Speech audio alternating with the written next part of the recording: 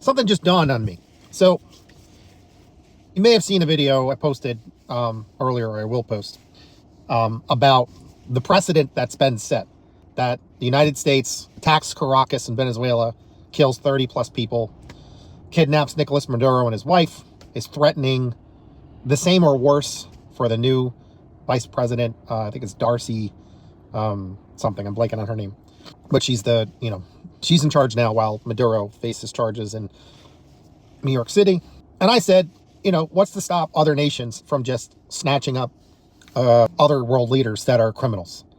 Like Donald J. Trump, like J.D. Vance, in my assessment, Marco Rubio, Stephen Miller, Kristi Noem, Tom Homan, Kash Patel, Pam Bondi, Bibi Netanyahu in his cabinet, Vladimir Putin. But what about other people? Why stop there? So is it okay now for other countries just to snatch up Elon Musk? Because with his cuts to USAID, he's responsible for the deaths of over 600,000 people. And that number is anticipated to climb to as many as 14 million people. What about Peter Thiel? His company is linked. His company, him and Eric Karp, Mark Andreessen, like these billionaires. What about the oil barons that are, I think, complicit? I think there's a conspiracy here because maybe they want the oil. Maybe they want those resources. Maybe they want in on this imperialism thing because it's going to benefit them and other billionaires. Last I checked, conspiracy is a crime. So what's to stop nations or individuals, I don't know, enacting their own form of justice? Because this is the lawlessness that's the problem. When you have people like Donald J. Trump, when you have people like oligarchs, billionaires, other heads of state that just do whatever the hell they want, like Bibi Netanyahu, Vladimir Putin, and other people, this is what you get. You have people starting to scratch their head. Well, then what? What's on the table now? So, to the billionaire class, you may want to start pushing some other buttons here, because I think this is Pandora's box, and I think it's open now, and I'm not sure you can put it back in the box. And to the soldiers that carried this shit out, you guys can be held accountable, and you should be held accountable. Shame on you for following unlawful orders. You violated your oaths. You deserve criminal charges. You deserve a dishonorable discharge. You deserve to lose whatever you're going to lose. That's on you. You knew what you signed up for. You knew what part of the deal was, making those hard decisions and saying, no, we're not doing that.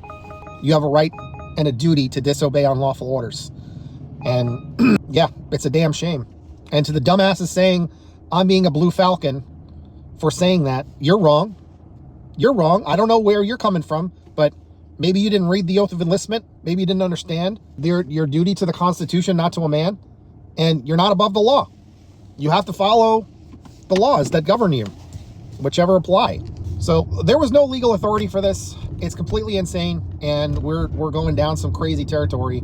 Some people are saying he's going to get us into World War III for going after different countries the way he is. Donald Trump, I mean.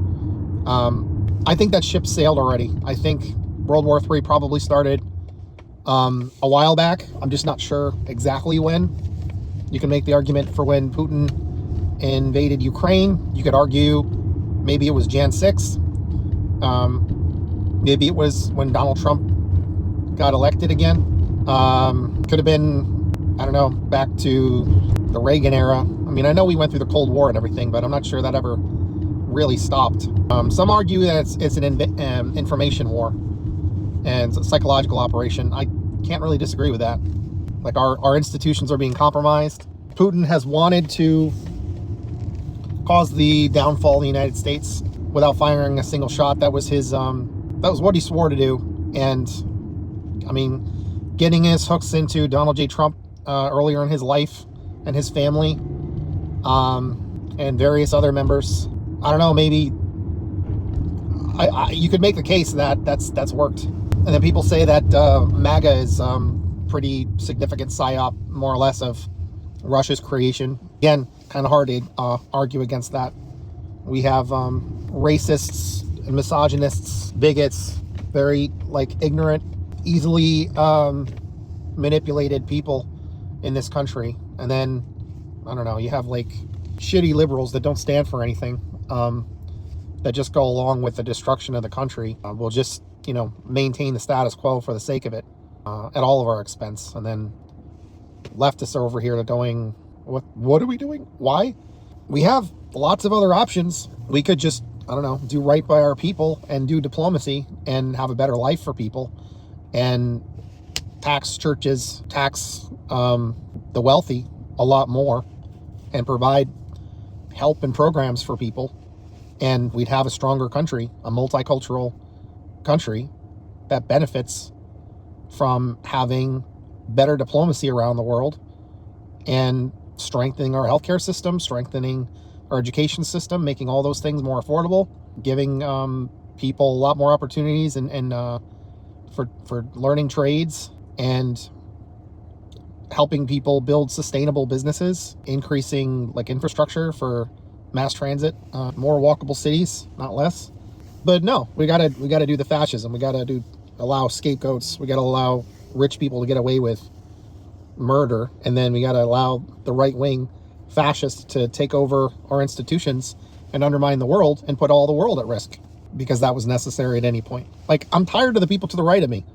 I'm tired of being like a voice of reason, and there's plenty more like me in this country, but people would have you believe that I'm like nuts or something, when I'm just looking at the facts of like capitalism sucks. We need to transition to something else, whether it's, like elements of communism, socialism, progressive politics, regulated capitalism, or regulated markets.